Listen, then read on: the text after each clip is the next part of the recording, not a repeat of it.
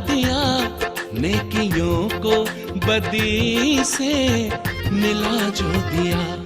लेना कब तक तुम्हें सबका इम्तिहान है, अब सभी के दिलों में ये अरमान है।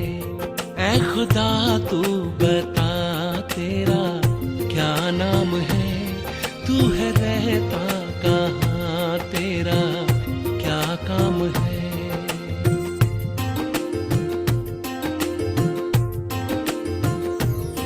ऐ खुदा,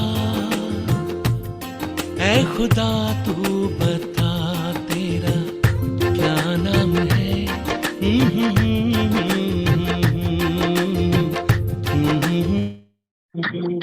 ऐ खुदा तू बता तेरा क्या नाम है, क्या नाम। ओम शांति। Welcome back. गीत तो बहुत सुंदर था। कभी कभी आता है ये संकल्प कि वो खुदा एक्चुअल कौन है, कहाँ रहता है, क्या करता है। जब हम बहुत ऐसी सिचुएशंस में फंस जाते हैं तो कभी ना कभी तो आती है ना याद खुदा की। आती है सबको, चाहे हम जानते ना हो फिर भी आती है। It's true. अच्छा, कल जो हमने किया था, आप लोगों ने करा था ग्रैटिट्यूड। कितना सुंदर और सिंपल होमवर्क था। ट्राई किया था? किस किस ने किया था? एक दो जने ने। अच्छा, आपने नहीं किया था।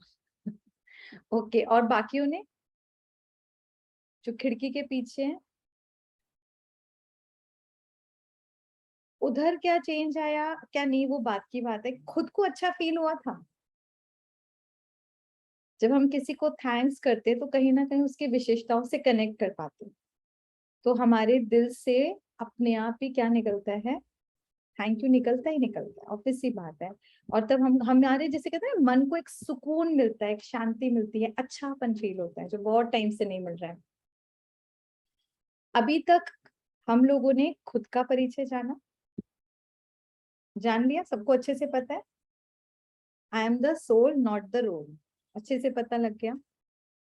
फिर हमने सृष्टि चक्र के बारे में भी जान लिया, अपनी पूरी यात्रा जान ली सोल की कैसे होती है। आज हम जानेंगे राजयोग का जो सबसे इम्पोर्टेंट पढ़ाव है, जिसको मैंने स्पेशली बोला कोई भी ये चैप्टर्स आज और कल का मिस ना करेगा। सब कुछ जो बेस है वो यही है। आज उस खुदा को जानेंगे कहाँ, जिसे कहो आज उससे पूरी तरह से जान पहचान करेंगे, समझेंगे कि बेसिकली राजयोग करना किसको है, आत्मा को। किसके साथ कनेक्ट करना है, परमात्मा को। तो परमात्मा के साथ कनेक्शन से पहले उसका यथार्थ परिचय क्या है, वो कौन है, कैसा दिखता है, क्या करता है, सब कुछ जानेंगे। और वो भी आप अपनी लॉजिकल बुद्धि से जानेंगे। आप वो नहीं मानिएगा जो हम बताएंगे, आप वो मानिएगा जो आपकी लॉजिकल बुद्धि कहती है। आज तक बहुत सारी बातें सुनी है, बहुत कुछ समझा है, लेकिन आज कुछ नए तरीके से हम इसको समझेंगे।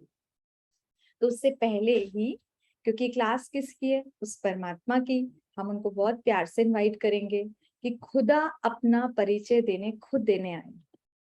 है ना, कितना अच्छा है ना। जितना कोई अपना परिचय खुद दे सकता है, कोई और नहीं दे सकता। तो चलते हैं, एक सेकेंड में, एक मिनट के लिए डीप साइलेंस में आ जाए मस्तक के बीच।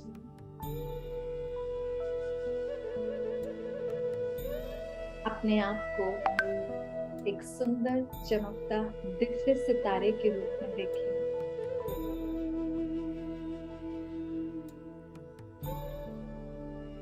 मास्टर सर्वशक्तिवान आत्मा, I am a divine soul.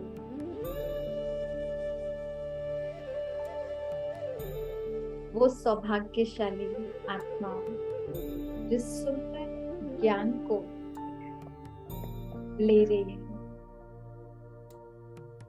हे परम पिता परमात्मा,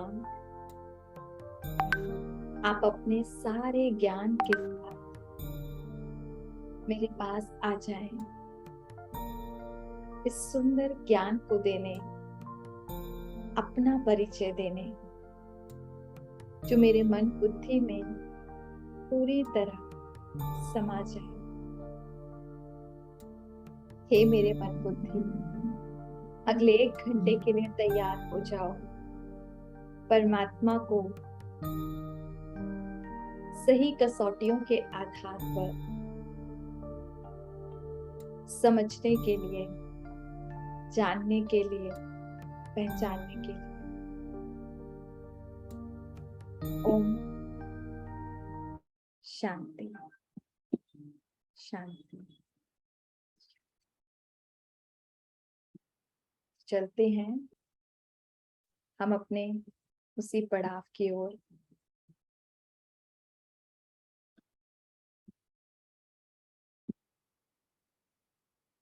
एक बार हम लोग रिकैप जो कर रहे हैं, दिख रहा होगा, ये हमारी आइडेंटिटी है, जिनका फर्स्ट सेकंड चैप्टर जो थोड़ा बहुत मिस भी हुआ था, तो एक बार फटाफट से गो थ्रू कर लेंगे कि आत्मा का रियल नेम क्या है। आंसर आने से पहले आप अपने अंदर सोच लीजिए, और किसी को आंसर देने का दिल है तो वो बता सकता है, हैंड रेज कर सकता है। लाइक आत्मा का जो स्थायी नाम है, स्थायी नाम, वो क्या है? वो एक चमकता सितारा है ना। और अस्थायी नाम क्या होता है? हमारे शरीर का नाम जो बदलता रहता है। और आत्मा का जो टेम्परेरी एड्रेस है, टेम्परेरी एड्रेस कहाँ पर रहता है कि आत्मा यहाँ रहती है, परमानेंट एड्रेस तो है ना, तो भ्रिकुटी के मध्य है टेम्परेरी, लेकिन जो आत्मा का परमानेंट अगर एड्रेस पूछे तो वो है परम धाम। और आत्मा की 3 सूक्ष्म शक्तियां हम सबको पता लग चुकी है ना, मन, बुद्धि, संस्कार। अगर अभी भी कोई भूला हुआ है, इसको आप स्क्रीनशॉट ले लें। और मन का कार्य क्या है, हम सबको पता लग चुका है, सोचने का, संकल्पों को रचने का। और बुद्धि का कार्य क्या होता है? निर्णय करने का। और जो हमारे संस्कार होते हैं, वो जब हम अपने विचार दिखाते हैं, अपने को एक्सप्रेस करते हैं, कर्म करते हैं, तो उससे पता लगता है कि कौन सी आत्मा किस संस्कार वाली है। फिर जो 7 क्वालिटीज आत्मा की थी, जो गुण थे, वो याद है सभी को आई थिंक? ज्ञान, पवित्रता, प्रेम, शांति, खुशी, आनंद, शक्ति, knowledge, purity, love, peace, happiness, bliss and powers. और अब जब हम चल रहे हैं, यहाँ तक बहुत इजी था। आत्मा को समझना कहीं दिक्कत नहीं आई ना? आत्मा को अलग अलग नामों से भी सुना, कोई दिक्कत नहीं आई। परमात्मा का एक ऐसा परिचय, एक ऐसा चैप्टर है जहां पर खासकर इंडिया में थोड़ा सा हम लोग हैरान हो जाते हैं और बहुत परेशान से, काफी जैसे कहो ना, एक ऐसा टॉपिक जिसपे बहुत बहुत सारे लोगों ने अपने अपने व्यूज दिए हुए हैं। तो इस चक्कर में आज कहीं ना कहीं ये भी हालत है कि कई बच्चे जो यंगस्टर्स हैं, उनका भगवान के प्रति, जिससे कहते हैं ना, श्रद्धा, विश्वास उठता जा रहा है। एक बार एक बच्चे ने पूछा, 17 साल का था, कि मम्मी, हिंदू धर्म के अंदर इतने सारे भगवान क्यों हैं, जबकि गॉड इज वन। इवन अनेक धर्मों में देखें तो हमने क्या देखा है? बाकी धर्मों में तो भगवान एक है ना। हर धर्म में एक बताया हुआ है कि उनका अल्लाह है या जीसस क्राइस्ट है या कुछ है। हमारे यहाँ इतने सारे भगवान क्यों हैं? और मुझे समझ नहीं आता मैं किसको मानूं फिर। तो मम्मी जब बोलती कि आप मंदिर चलो, वो हमेशा मना कर देता, कहते मुझे वहां पे जाके ये नहीं समझ आता कि मुझे कॉन्सेंट्रेट कहाँ करना है। इसीलिए मेरा मन हटता जा रहा है। और कहीं ना कहीं बच्चे इसीलिए आज भगवान को मानने को तैयार नहीं है और नास्तिक होते जा रहे हैं। अब कहीं ये पूछे कि हमारे से तो ऐसी गलती नहीं हो रही है, क्योंकि अगर हम भी उस मम्मी की तरह एग्जैक्टली आइडेंटिटी भगवान की नहीं जानते, तो जब बच्चे लॉजिकल हमसे पूछेंगे, आज के साइंस के जमाने के, हमारे पास भी कोई यथार्थ आंसर देने के लिए नहीं है। तो इसीलिए बहुत जरूरी है कि परमात्मा का परिचय क्या है। तो अभी हम चलते हैं उन बिलीफ सिस्टम्स पे जो हमारे समाज में हम आज तक सुनते आए हैं। और सबसे बड़ी बात, हर बात पे हमने हाँ जी करा है। हर बिलीफ सिस्टम को आज आप देखना, बड़े ध्यान से सुनना, और खुद पे हंसी आएगी कि हमने इसको भी हाँ जी करा, उसको भी हाँ जी किया। लाइक हमने सुना हुआ है परमात्मा सर्वव्यापी है, ओमनी प्रेजेंट है, हम सबने मानते हैं ना। अच्छा, कुछ लोगों का मानना है कि जो परमात्मा है, परमात्मा यानी कि प्रकृति, नेचर इज गॉड। माना ये भी? हाँ तो करो, हाँ सच्ची में माना, ये भी माना। कई लोग मानते हैं कि जो आत्मा है वही परमात्मा है, मतलब सोल और सुप्रीम सोल आर सेम, है ना। मेरे अंदर भी परमात्मा, तेरे अंदर भी परमात्मा, ये भी मानते आए हैं। हाँ जी। कई लोग बोलते हैं कि जो वो ब्रह्म ब्रह्म तत्व है वही ईश्वर है। खासकर ये जो साधु संत होते हैं वो ये मानते हैं, तब भी हमने हाँ जी किया। नेक्स्ट, कई आत्माएं बोलती हैं जो देव आत्माएं हैं वो परमात्मा है। जितने भी हमारे डिटीज हैं दे ऑल आर गॉड, हम ये भी मानते हैं, तभी पूजा पाठ करते हैं। कुछ लोग बोलते हैं कि परमात्मा निराकार है, मतलब वो ना नाम है ना रूप है ना कुछ है, कुछ नहीं दिखता, वो निराकार है। उसको भी कईयों ने हाँ करा और हमने उसको भी माना था। और जब इतने सारे चीजें होती हैं तो आज की जनरेशन टाइप जो बच्चे हैं वो सोल्स कहती हैं भगवान जैसी कोई चीज होती ही नहीं है, तो उनको हम बोलते हैं नास्तिक। अच्छा, अब सोचो ये सच्चाई है, सब पर हमने हाँ जी हाँ जी हाँ जी किया। जरा अपनी बुद्धि लगाकर सोचो, कहीं ना कहीं बच्चों को बचपन से पढ़ा रहे हैं स्कूल्स में God is one, God is one, God is one, फिर हमने हर बिलीफ सिस्टम को हाँ कैसे करा? हमारी बुद्धि क्या बोलती है? कौन भगवान हो सकता है इनमें से? सब बड़े कंफ्यूज्ड है ना। तो हम भी यहाँ कोई आपको नया भगवान नहीं देने आ रहे कोई नया भगवान नहीं है, वही जो है जैसा है वो आपके सामने रखा जाएगा और लॉजिकल बुद्धि से समझेंगे। इसके लिए हम एक बहुत सुंदर स्टोरी से शुरुआत करेंगे, क्योंकि हम आज तक सुनते आए हैं कि God is truth and truth is always one, है ना। हमने यही सुना है ना आज तक। तो वन है, पर वो वन कौन है? इवन हमारे बहुत सुंदर जैसे कहते हैं भजन गीत बने हुए हैं। एक भजन है ना, कभी राम बन के कभी श्याम बन के चले आना प्रभु जी चले आना, यानी कि प्रभु जी इज अनदर थिंग, और उनको हम रिक्वेस्ट कर रहे हैं कि कभी राम के रूप में कभी श्याम के रूप में, लाइक जो रूप मुझे पसंद है, जिस इष्ट के रूप में मैं आपको स्वीकार करती हूँ, आप उस रूप में आना। तो एक्चुअली वो प्रभु कौन है, वो ईश्वर कौन है जिसको हम पुकार रहे हैं? तो उसी की हम खोजबीन करने चलेंगे अपनी The elephant just came.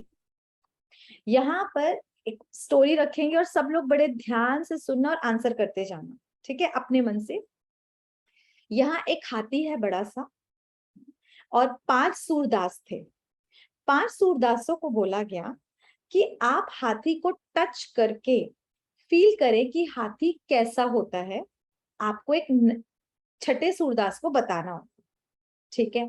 तो पांचों गए, अलग अलग रूप से हाथी पे चढ़ गए। तो पहले सूरदास ने जब उसकी सूंड को टच किया तो वो कहता है ये तो सांप जैसा होता है, तो हाथी is like a snake. Second ने जब उसको कान को टच कर रहा था तो उसको लगा जैसे कि पंखा होता है ना, तो हाथी तो पंखे जैसा होता है। तीसरे ने जब उसके इतने बड़े से पेट को टच किया तो उसने कहा हाथी तो दीवार जैसा होता है।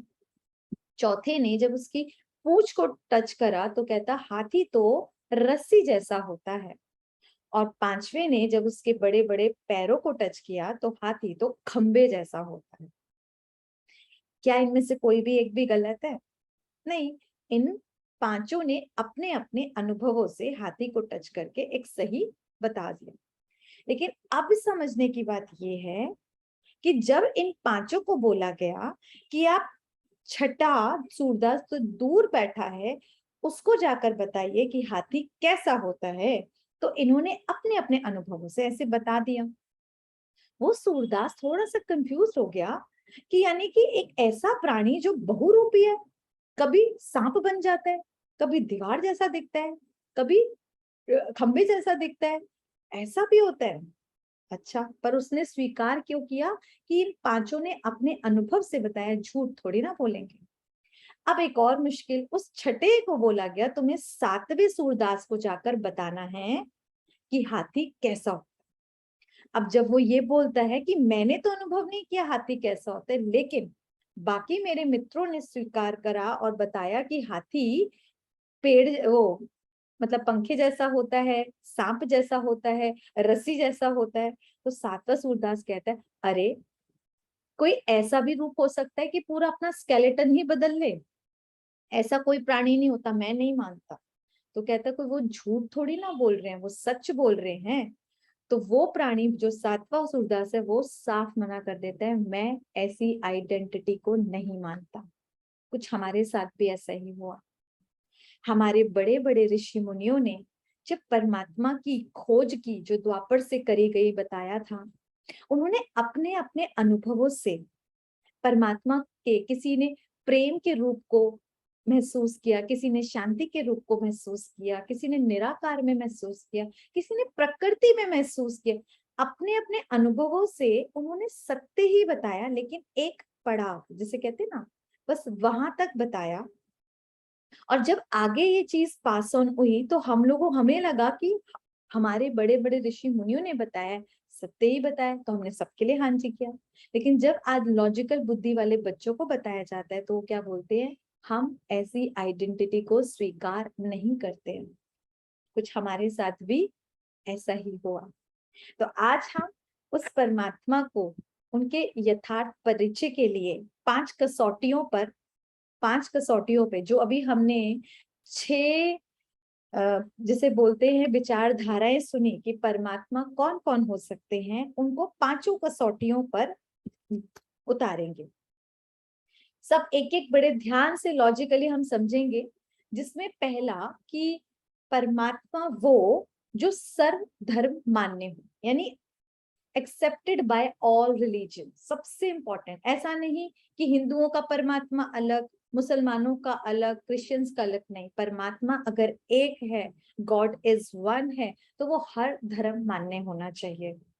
दूसरा, जो परमात्मा है वो सर्वोच्च शक्ति होना चाहिए। सर्वोच्च शक्ति यानी सुप्रीम पावर, उसके ऊपर कोई और शक्ति नहीं। अगर किसी का माता पिता या गुरु होते हैं तो वो उससे अपने आप ऊपर हो जाते हैं। यानी परमात्मा इतना ऊंचे से ऊंचा कि उसका माता पिता नहीं हो सकता, उसका कोई गुरु गोसाई नहीं हो सकता। यानी वो ही सबका बाप है, सबका गुरु है, सुप्रीम है। तीसरा, परमात्मा सर्वोपरि है, बियॉन्ड ऑल। लाइक इस तन में, जैसे परमात्मा जन्म मरण के चक्कर से परे है, क्योंकि अगर कोई इस तन में आता है तो जन्म मरण के चक्कर में फंसता है। परमात्मा इस चक्कर से अलग है। कोई जन्म मरण के चक्कर में यानी शरीर में आता है, तब उसको कर्म करना पड़ता है, पाप पुण्य का खाता जुड़ता है। तो परमात्मा इन पाप पुण्य से भी अलग है।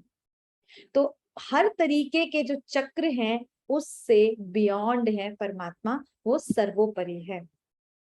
चौथा, परमात्मा वो जो सर्वज्ञ है, जिसको सारी नॉलेज है, सारी नॉलेज। उससे ज्यादा कहीं उसको जाने की हमें मतलब जाने की जरूरत नहीं है। उसके पास सब कुछ है, सारी सृष्टि के आदि मध्य अंत की नॉलेज। आत्मा परमात्मा सारी नॉलेज जिसको है उसको हम सर्वज्ञ बोलते हैं। और चौथी, सर्व गुणों का सागर है। परमात्मा वो जो हर गुण में अनंत है। सागर को कोई उसका कर सकता है, पार पा सकता है? नहीं ना। तो वो हर गुण में अनंत है, अनंत। चाहे शक्तियां हो उसमें अनंत, गुणों में अनंत। तो ये 5 कसौटियों पर हम परमात्मा को जज करेंगे। कसौटियां सबने देखी है ना, कैसे करते हैं? अगर किसी जौहरी को देखना होता है कि सोना खरा है या नहीं खरा, तो क्या करता है? उसके पास एक पत्थर होता है, उस पर घिसकर वो चेक करता है। तो आज हम इन 6 मान्यताओं को अपनी इन 5 कसौटियों पर रख कर देखेंगे, और सभी अपना अपना इसमें कंट्रीब्यूशन देंगे। कहीं भी कोई कंफ्यूजन हो, कहीं आपको लगे कि नहीं, तो आप जरूर अपना बताएंगे।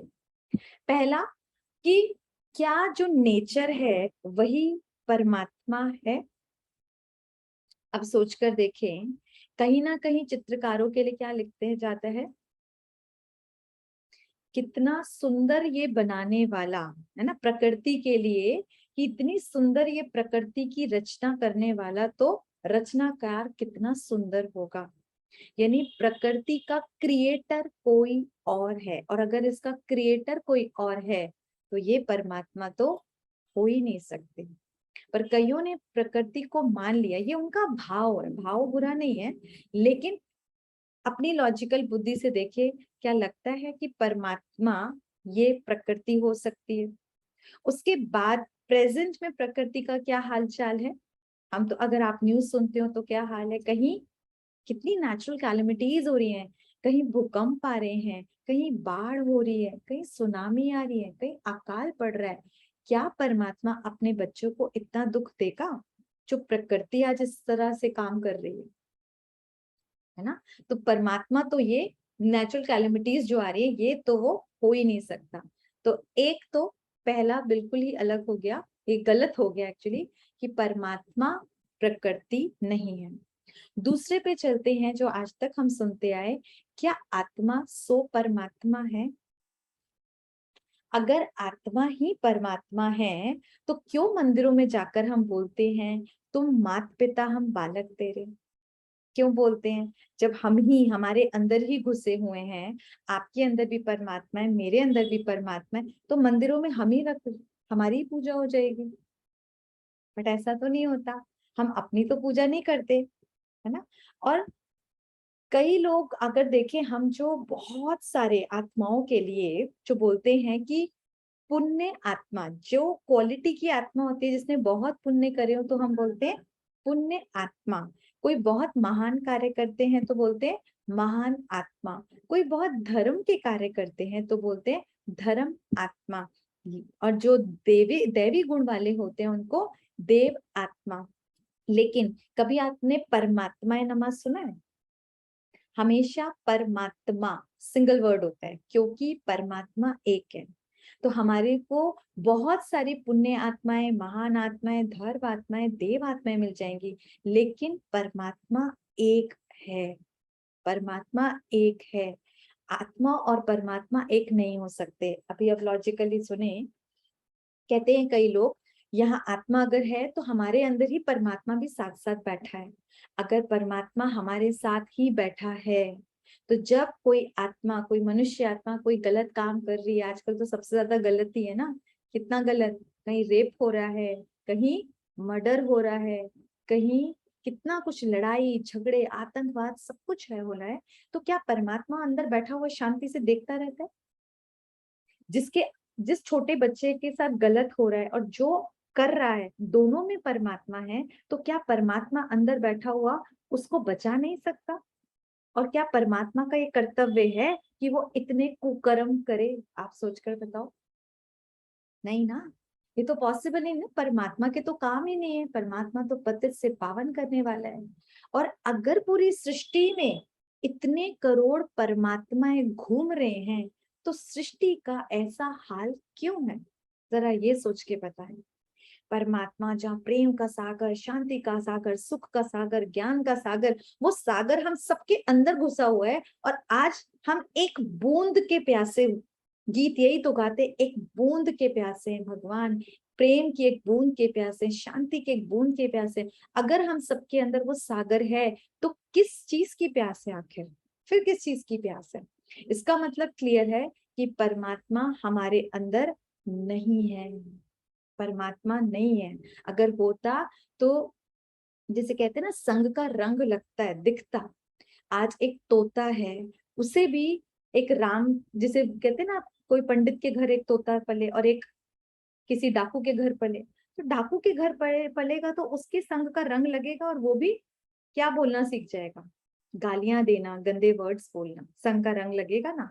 और जो पंडित के घर है वो भी राम राम बोलना सीख जाएगा।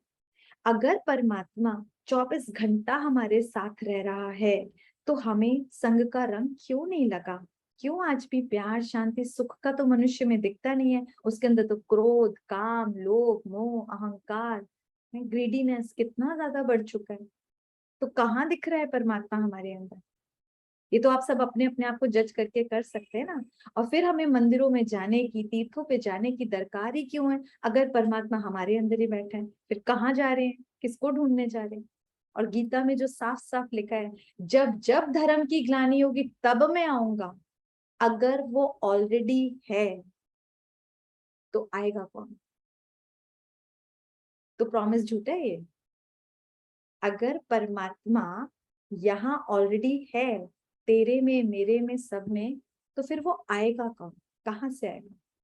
है ना? तो आत्म परमात्मा हमारे अंदर तो नहीं है।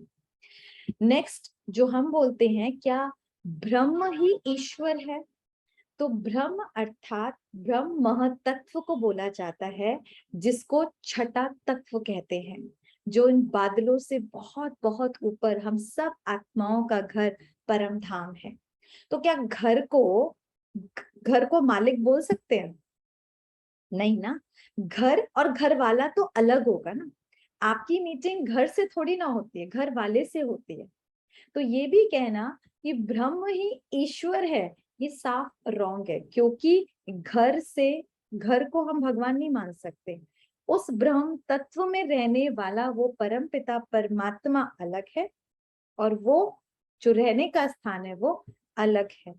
तो ये भी क्लियर होता है कि ब्रह्म तत्व तो ईश्वर नहीं है।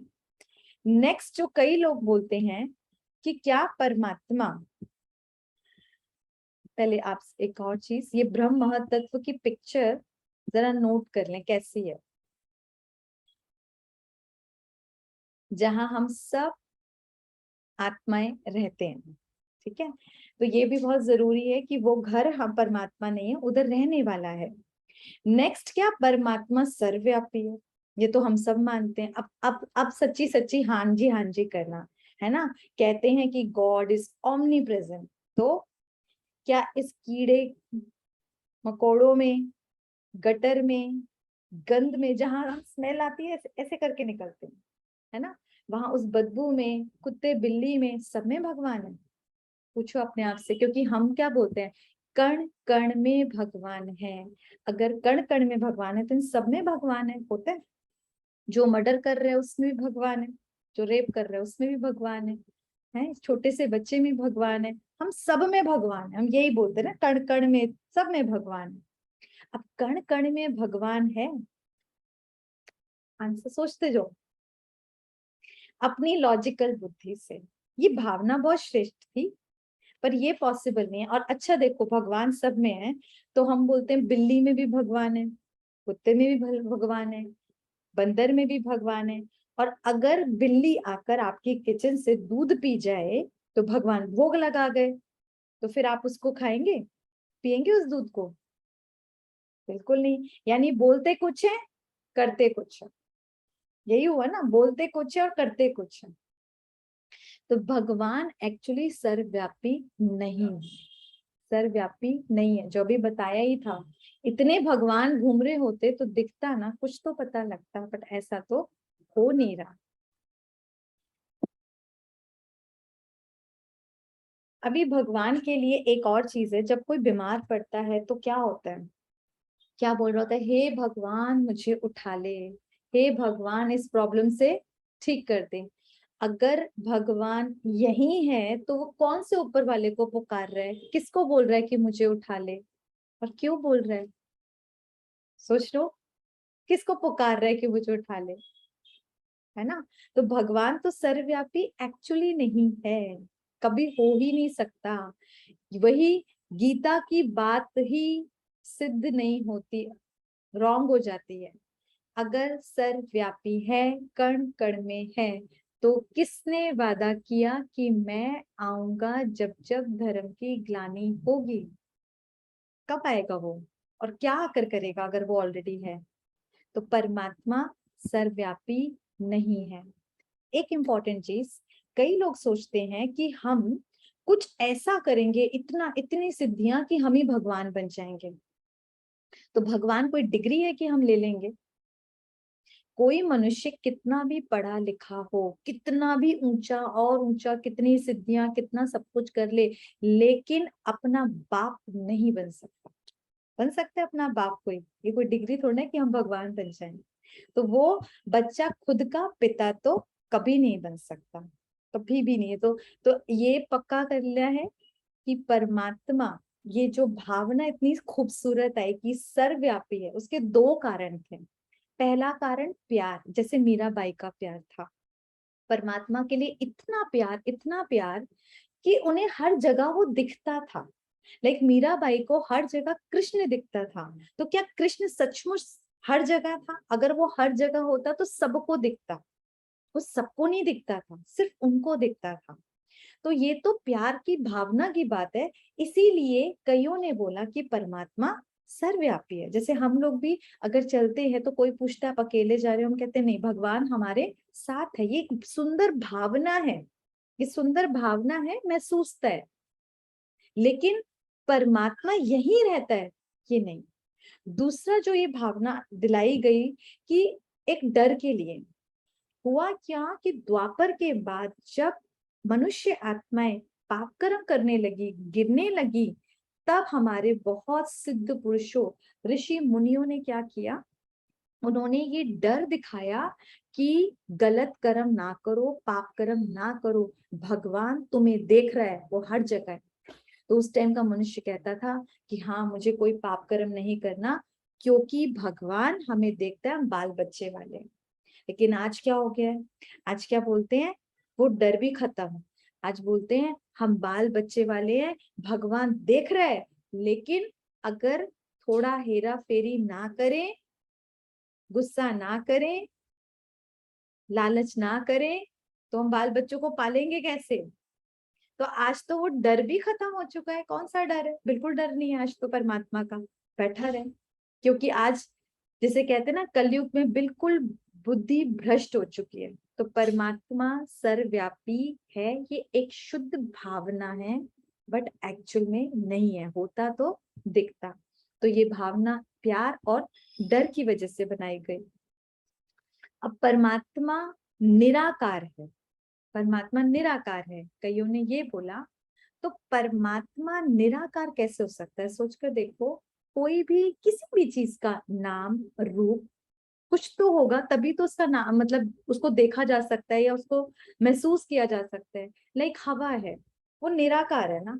लेकिन अगर किसी चित्रकार को बोले हवा को दिखाओ, तो दिखा सकता है ना? वो चक्रवात को दिखा सकता है, एकदम हवा नहीं चल रही तो भी अपने चित्र में दिखा सकता है, हवा चल रही है तो पत्तियों के लहराते हुए सीन से वो दिखा सकता है। इवन आकाश शब्द है, अब वो पूरा फैला भी हुआ है, ना भी दिखे तो भी आकाश एक जो तत्व है, इसका भी नाम है ना। तो संसार में तो ऐसी कोई चीज अवेलेबल ही नहीं जिसका कोई नाम या रूप हो ना किसी तरह तो डिफाइन करेंगे। इसी तरीके से चलते हैं आज आपको एक बहुत सुंदर यात्रा पर लेकर, कि हमारे यहाँ निराकार का ये कॉन्सेप्ट आया क्यों। यहाँ पर 12 ज्योतिर्लिंग है, जो बताया था द्वापर में पहला मंदिर सोमनाथ का आया था। उसके बाद भारत में अलग अलग स्थानों पे ऑल ओवर द, जैसे बोलो इंडिया, मतलब ईस्ट वेस्ट सब जगह, नॉर्थ, हर जगह पर कोई ना कोई ज्योतिर्लिंगम की स्थापना की गई, हर जगह की गई। एक बार अपनी नजर घुमाएं 12 ज्योतिर्लिंग, तो अभी एक एक करके बताएंगे। तो इन सब के लिए क्यों करा गया था, ये भी बताया था ना। क्योंकि हिंदू धर्म में मान्यता है कि परमात्मा ज्योतिर्लिंग है, जो आपको समझाया था कैसे। यहाँ पर आपको पूरा सुंदर सा चित्र दिख रहा है जिसमें हर धर्म के सिद्ध पुरुष हैं, हर धर्म के। तो चलते हैं, हम एक एक को करते हैं। कृष्ण जी ने किसकी पूजा की थी? ज्योतिर्लिंग की पूजा की थी। सोमनाथ में भी ज्योतिर्लिंग बनाए गए, अमरनाथ में भी ज्योतिर्लिंग की पूजा होती है, पाशुपतिनाथ में ज्योतिर्लिंग की पूजा होती है। तो हर जगह ज्योतिर्लिंग माना गया है।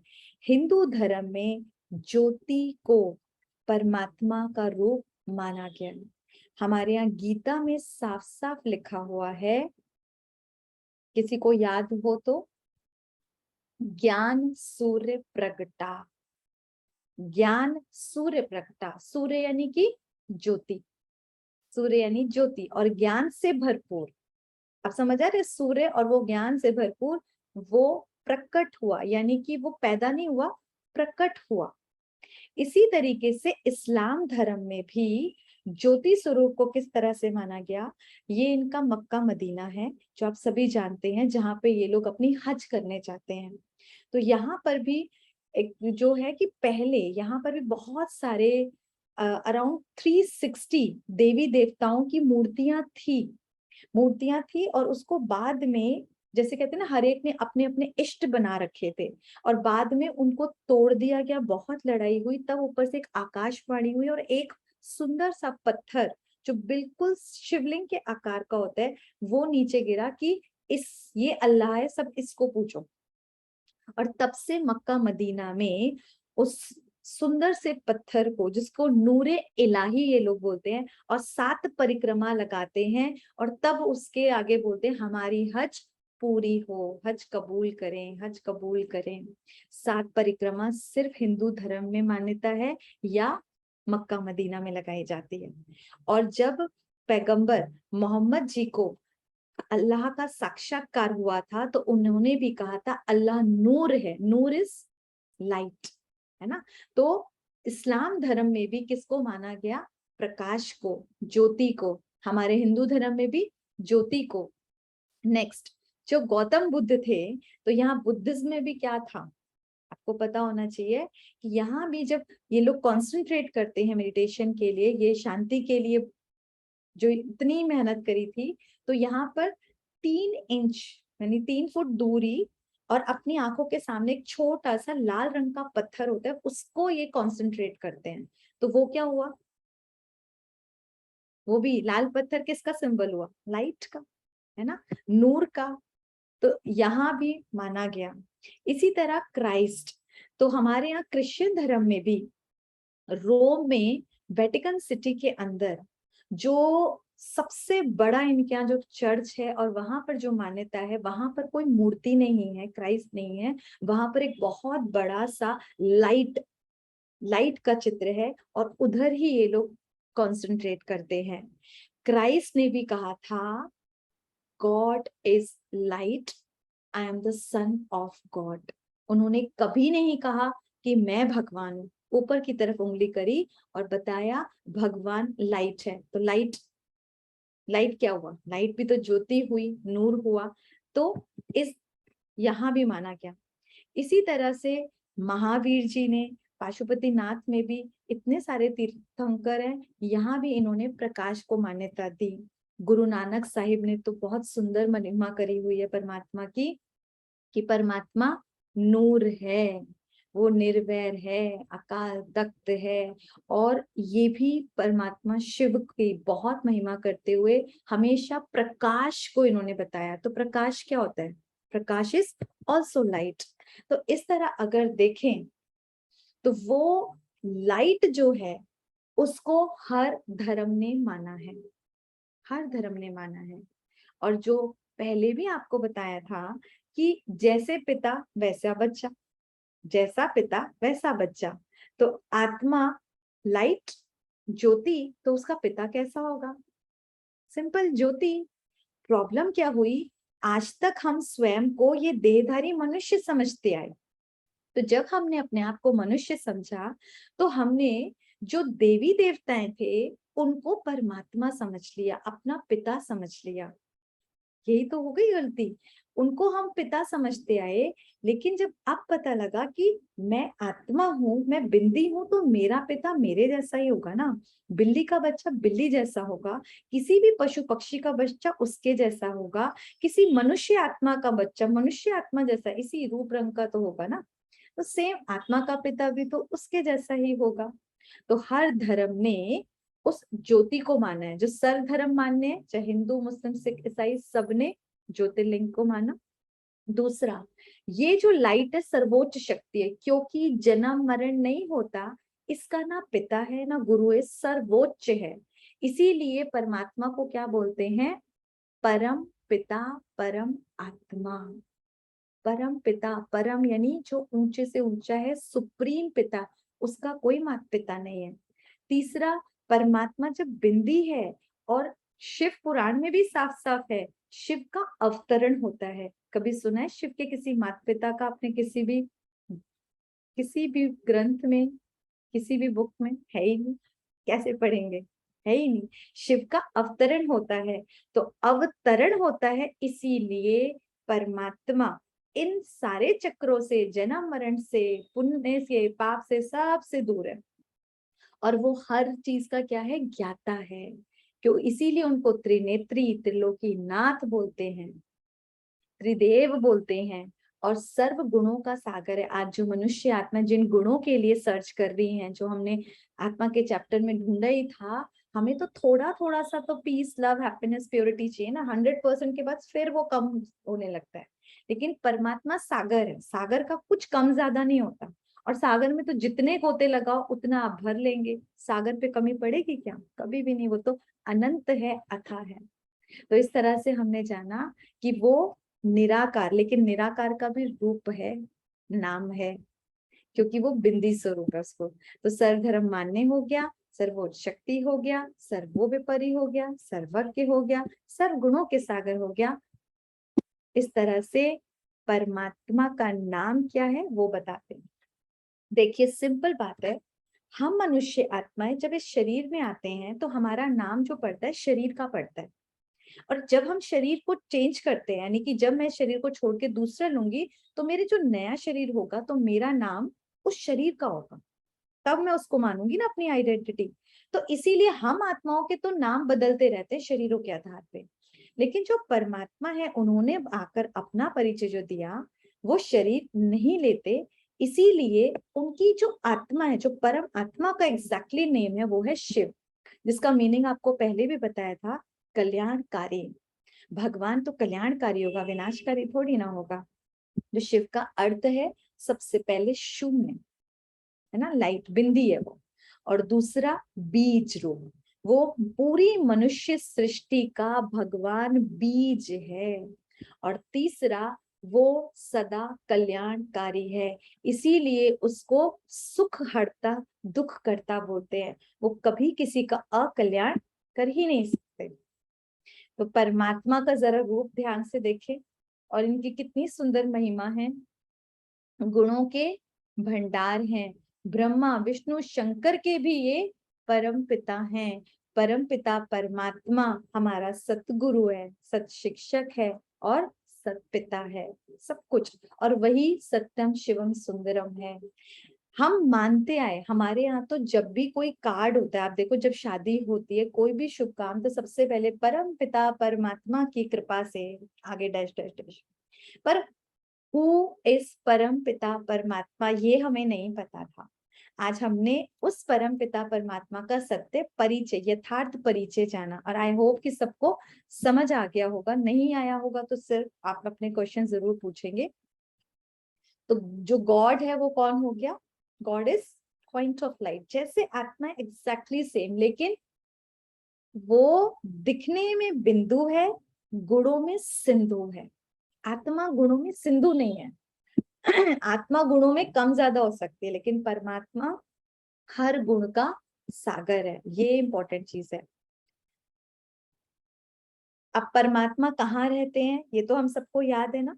कहाँ रहते हैं वो? उस ब्रह्म तत्व में, जो अभी देखा था, वहां रहते हैं परम पिता परमात्मा। और वही हम सब आत्माओं का परमानेंट एड्रेस है, जहां हम अपने पिता के साथ रहते हैं। इसको परम धाम कहो, रूहानी दुनिया करो, शांति धाम करो, कोई लोग मोक्ष भी बोलते हैं, जो भी बोल सकते हैं, निर्वाण धाम, कुछ भी बोले, लेकिन घर वही है। जैसे कि आज तक परमात्मा के लिए, जैसे आज हमारा बच्चा है, उसका नाम जो भी हम क्या बोलते हैं, पापा बोलेंगे ओ चिंटू, मम्मी बोलेगी पिंटू, दादी दादी बोलेगी अरे मेरा लाडला। स्कूल में कुछ और नाम है, स्कूल में और फ्रेंड्स कुछ और बोलते हैं, पर बच्चा तो वही है ना, बदल थोड़ी ना जाएगा। इसी तरीके से परमात्मा को अलग अलग रूप नाम से जानते आए। अल्लाह कहो, ईश्वर करो, नूर इलाही, कुछ भी बोलो, पर उनकी आइडेंटिटी वही है। पर हमने क्या करा, उनका रूप भी बदलते चले गए उनके नामों के अनुसार। तो आज ये पक्का कर लेना है कि परमात्मा पॉइंट ऑफ लाइट है, और उनका रहने का स्थान वो सोल वर्ल्ड है जहाँ हम सब रहते हैं। और जो गीता में लिखा था, अब याद आ रहा होगा कि यदा यदा ही धर्मस्य ग्लानिर्भवति भारत अभ्युत्थानं धर्मस्य तदात्मना सृजाम्यहम्। टोटल इसका मीनिंग यही है, जब जब धर्म की ग्लानि होगी बच्चे, तब तब कल्प के अंत में आऊंगा। तो वो समय आ चुका है या नहीं आ चुका? इससे ज्यादा ग्लानि अब करानी है? जब हर आत्मा इतने दर्द में, दुख में, छोटे बच्चे से लेकर बड़े तक अथाह दुख, तब इस धर्म की ग्लानि के समय स्वयं परमात्मा शिव इस धरती पर अवतरण ले चुके हैं और अपना कर्तव्य निभा रहे हैं। तो परमात्मा का कर्तव्य क्या है? परमात्मा का कर्तव्य बच्चे देना, नौकरी देना, गाय को ठीक कराना, बीमारी को ठीक कराना, ये नहीं है। ये तो हम अपने कर्मों अनुसार कर ही लेंगे, ये तो हो ही जाएगा। परमात्मा हम आत्माओं को पतित से पावन बनाकर सतयुग में ले जाने लायक बनाते हैं। परमात्मा नई सृष्टि की स्थापना करता है। परमात्मा आत्माओं में इतना बल भरता है, इतनी शक्ति देता है कि हम अपनी प्रॉब्लम्स को, ये जितनी भी जो बताएं, वो सब हम आराम से ठीक कर लें। तो परमात्मा का कर्तव्य क्या है ये जाना। तो इसको शॉर्ट में अगर हम देखें, नाम परमात्मा का हुआ शिव, उनका रूप है पॉइंट ऑफ लाइट। परमात्मा के अगर गुण हैं, उनकी जो महिमा अगर देखें, तो परमात्मा वो जो सर्वधर्म मान्य हो, सर्वोपरि हो, सर्वोच्च हो, सर्वज्ञ हो, सर्व गुणों में अनंत हो। और उनके रहने का स्थान, वो निवास स्थान छठा धाम, परम धाम, रूहानी दुनिया, शांति धाम है। और उनकी ड्यूटी है पतित आत्माओं को पावन बनाना। परमात्मा की ड्यूटी क्या है? पतित आत्माओं को पावन बनाना। आई होप कि सबको समझ आ गया होगा। Thank you. ओम शांति। क्लियर हो गया सभी को? हैंड रेज करके तो बता दे। तो सबको भगवान का परिचय मिल गया? हैप्पी? भगवान का परिचय मिल गया। सोचो दुनिया में कितनी खोजबीन चल रही है, सबसे ज्यादा कंफ्यूजन। शकुंतला जी, आपको कुछ पूछना है? नहीं जी। किसी को कुछ भी पूछना है? ममता दीदी, श्रुति बहन,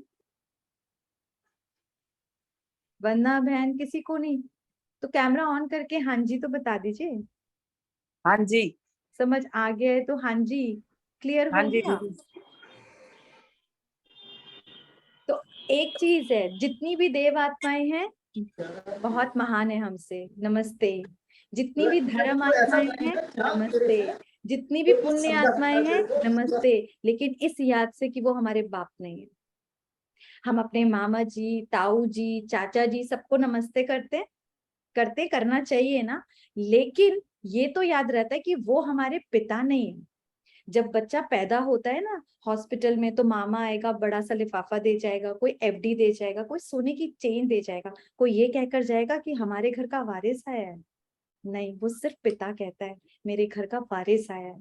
तो आज दिन तक गलती क्या हो रही थी, हम चाचा मामा ताऊ इन सब से, मतलब ये जो कनेक्शन इसको बोले, हम उनसे मांग रहे थे। तो उनसे तो थोड़ा सा मिलेगा, लिफाफा मिल सकता है, वर्षा नहीं मिल सकता। आज हमने अपने पिता को जाना है, पिता से वर्षा मिलता है। और गुड न्यूज बताऊं, पिता से वर्षा क्या मिलता है? पिता से वर्षा मिलता है स्वर्ग की बादशाही का। भगवान हमको स्वर्ग की बादशाही देता है। क्योंकि देखो यहाँ पर लौकिक पिताजी के पास क्या होता है, बड़ा बंगला, मर्सिडीज कार, तो वो मिलेगी बच्चे को। किसी के पास झोपड़ी और एक साइकिल है, वो मिलेगी। और हमारा पिता स्वर्ग का रचेता है, तो हमको उनसे क्या मिलता है? स्वर्ग की बादशाही। लेनी है ये बादशाही? लेनी है? सच्ची में मन है? स्वर्ग नाम से कितना अच्छा लगता है, देख भी आए थे हम कल परसों। तो इस बादशाही के लिए परमात्मा क्या करता है? इस लायक बनाता है, सिर्फ पतित से पावन बनाता है। और भगवान क्या, किसी भी लौकिक माता पिता को कौन से बच्चे अच्छे लगते हैं? जो उसका कहना मानते हैं, जो उसकी शिक्षा मानते हैं। आज दिन तक हम भगवान को सिर्फ मानते थे सब लोग भगवान को, सब आस्तिक बैठे हैं ना, या हम भगवान की मानते थे? इंपॉर्टेंट, भगवान की मानते थे। हमको तो पता ही नहीं था भगवान बोलता क्या है, नहीं पता था ना। आज हमने भगवान को जाना और धीरे धीरे जानेंगे कि भगवान क्या कहता है, उसकी क्या आज्ञा है, उसकी श्रीमत क्या है। जब हम परमात्मा की श्रीमत को समझकर उस पर चलते हैं, तब हम उसके आज्ञाकारी बच्चे बनते हैं। और आज्ञाकारी बच्चों पे तो जो माता पिता होते हैं ना, ऐसी कुर्बान जाते हैं, और तब हम उस विश्व की बादशाही के हकदार बनते हैं। तो आज परिचय मिला। अभी आगे ये परिचय भी और लंबा है, इसको और रूप से जानेंगे, क्योंकि हमने ये जान लिया भगवान आया। आप सोचो जरा, लॉजिकल बुद्धि, किसी का भी कोई ये प्रश्न नहीं आया कि एक तरफ हम बोल रहे हैं कि भगवान निराकार है, ठीक है, वो अवतरण लेता है। एक तरफ हम ये भी बोल रहे हैं कि भगवान अपनी शिक्षाएं देता है। आत्मा अगर इस शरीर से अलग हो जाए बिंदी, तो कुछ बोल सकती है, कुछ सुन सकती है, कुछ देख सकती है, कुछ कर पाएगी? कुछ नहीं कर पाएगी। उस आत्मा मतलब मुझ आत्मा को भी इन कर्मेंद्रियों का सहारा लेना पड़ता है ना। आप सोचने वाली बात है, वो निराकार परमात्मा रोज रोज पढ़ाता है। हम बोल रहे हैं वो सत गुरु भी है, सत शिक्षक भी, यानी पढ़ाई कराता है ना। तो वो कैसे पढ़ाता होगा? वो तो बिंदी है। अगर बिंदी सामने भी आ गई, हमें क्या पता वो क्या बोल रहा है।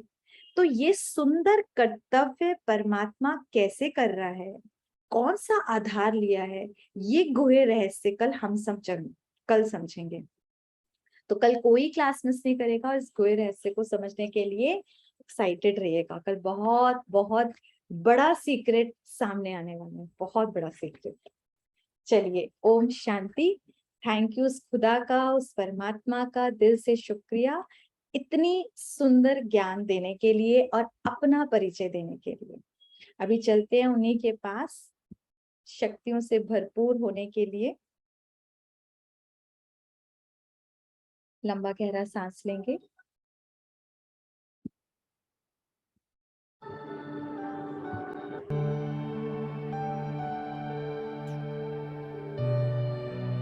त्रिकुटी के मध्य आ जाए, अपने सुंदर स्वरूप को देखें। ये लाइट मैं हूं, और मुझ आत्मा में माइट भरने वाला वो सर्वशक्तिवान है। फील करें वो सर्वशक्तिवान डायरेक्ट परम धाम से अपनी सर्व शक्तियां मेरे ऊपर बिल्कुल झरने के रूप में बरसा रहा है।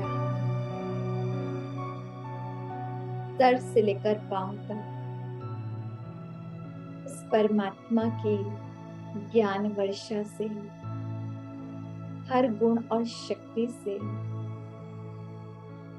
मैं आत्मा भरपूर हो रही हूँ। हे मीठे मीठे मेरे पिता, मेरे दोस्त, आपका यथार्थ परिचय जानकर इतना हल्कापन लग रहा है।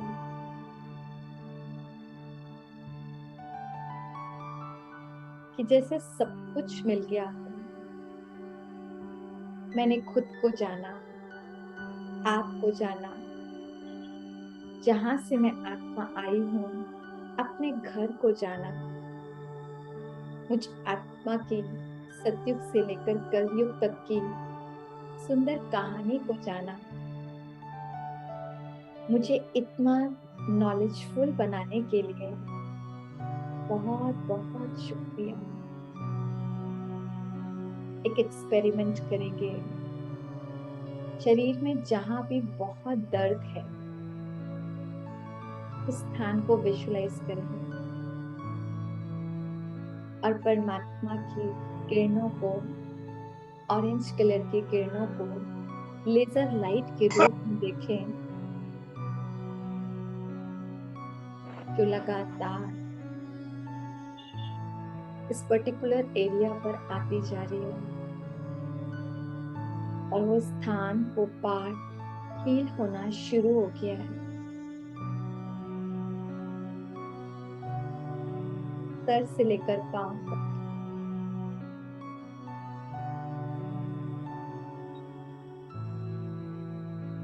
मेरा सारा दर्द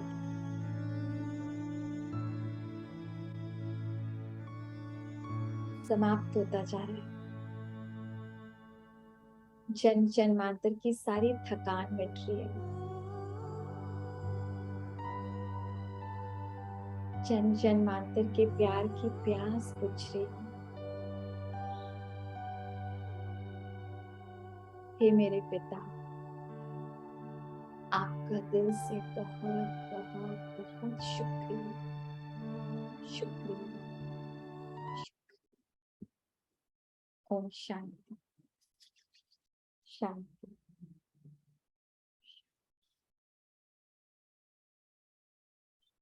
कीजिए ओम शांति।